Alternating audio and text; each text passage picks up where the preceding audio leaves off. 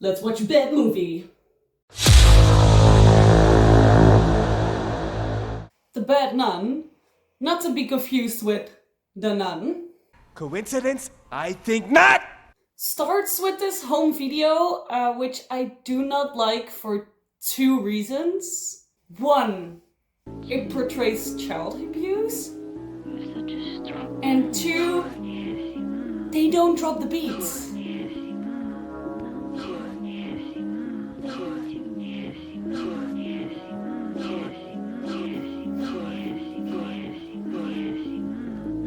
And then of course the killer is introduced. So this girl gets invited by this hot guy, and of course she goes there, about to go ow wow. But it turns out that guy is the nun. Seems like Nun's got game. There the girl gets stabbed and then also drowned. Seems a little excessive to me. And he also took the time to fill an entire bathtub. And now she's dead. Let's go to the actual plot. The main character, Aisha, is an alcoholic, but the fun kind. Because of this, the mother decides to send her to an Airbnb to cool down from the partying. If I was sent to an Airbnb all paid up, I would party the shit out of there. The host of this Airbnb is Dan, who seems like such a nice guy. But just a heads up, because this wasn't clear to me, he lives in that house, so she's just renting a room there. She goes for a run, and here they make clear that the vicinity has bad signal. Because her friends call, they make a little joke about the signal, and then they decide to meet up at the B&B to party. Of course, that's what I would do. During the run, she visits the local church, but she's not the only one. It's the nun, and she's fucking fast. Now here, now there, 2 seconds. Fucking Usain Bolt up in here. She's creeped out, goes outside, and then... jump scare! It's Dan. Also, heads up, this might be the only scary thing happening in the movie.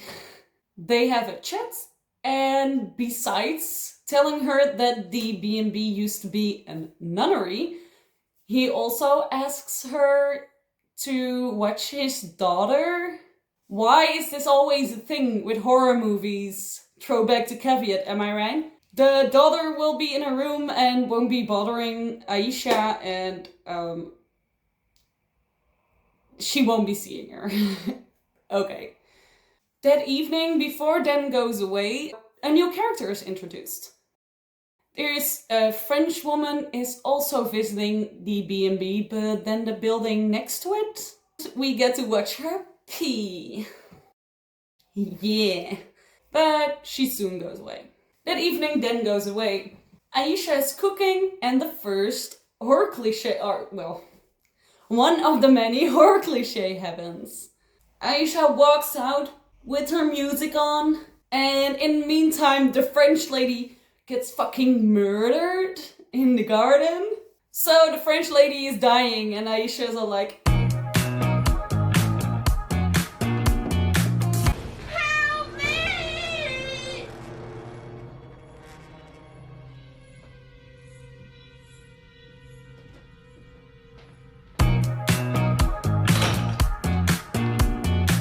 Aisha's contemplating to drink. No, Aisha, don't do it.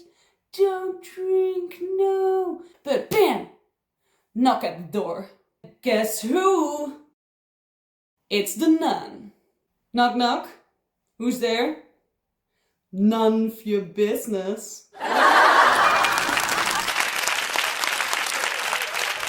The nun wants to come inside and keeps trying to convince Aisha to let her inside, and this scene is so fucking boring. Oh my god. Just say no and go watch TV. Stop engaging.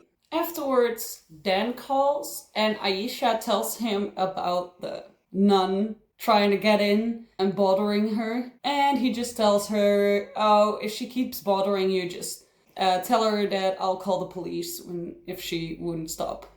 Also, there is a tennis court in the back. Dan's got money. And the lights are still on and he asks Aisha to go turn off the lights. Aisha hesitates. Of course, there's this creepy nun outside, but complies anyway. While she goes to turn off the lights, her friend arrives at a very lame party.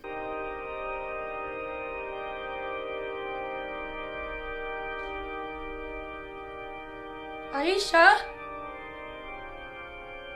And surprise, surprise, the nun gets her. And this actually looked a little creepy, but why is it all of a sudden paranormal, kinda? I felt like it was a real person. The nun attacks her friends and then scares her with a skippy ball and turning on the lights. Again, fucking fast. Firstly, Aisha is really slow. Her friend came over, got fucking attacked, and she's still there in the tennis court. Slow ass bitch. And the nun just attacked her friend and is then Usain Bolting to her and throwing skippy balls and turning on lights. They should have called it the fast nun. I'm sorry. And then, something we really needed is the door scene again. The nun trying to get in. And again, way too long. Stop engaging. But then, boom, M. Night Shyamalan twist. The nun is like, okay, I don't just want to get in. I saw a man in the upstairs room and I recognize him. It is the owner. You're not alone in the house. The owner is with you. In the daughter's room. Aisha, reluctant at first, goes to check the daughter's room. And oh my god, it's her friend in the bed. So now she completely believes the nun and lets the nun instantly in the house. And here is the next twist. 2 twists in 10 minutes. Let's go, baby. Guess what the twist is? The nun is Dan. He's just really good at pretending he's an old nun lady. So, blah blah blah, cat and mouse game between the nun and Aisha and her friends. Country boy, I love you. Dan gets the friend, hangs her, and Aisha flees to the church. At the church, oh no, there are all these pictures of previous victims of Dan Nun. Not only that, but also the home video that was played at the beginning of the movie. This would indicate that Dan is the child in the movie and Dan was abused by his nun mother. Dan comes in the church, attacks Aisha, and Aisha tries to calm him down to survive. And it seems that it's working.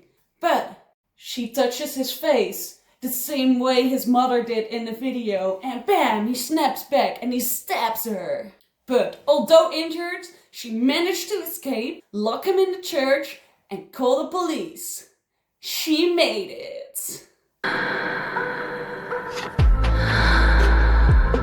That's not me doing this is the song. Because of the review, which made me watch this movie, I expected the acting to be really bad. But to my surprise, it was actually pretty good. It felt really genuine and I really liked the characters. And liking characters makes you engage more into the movie and makes you feel more for the people. Also, I should have known that Dan was the bad nun, of course, but I just liked him so much that I didn't think about it. The dialogue also feels pretty well written. Maybe this is because of the acting that I like, but it feels like it would be an actual conversation. So now on to what I don't like about this movie. Firstly, why is she reading these texts out loud? Thanks. As are you.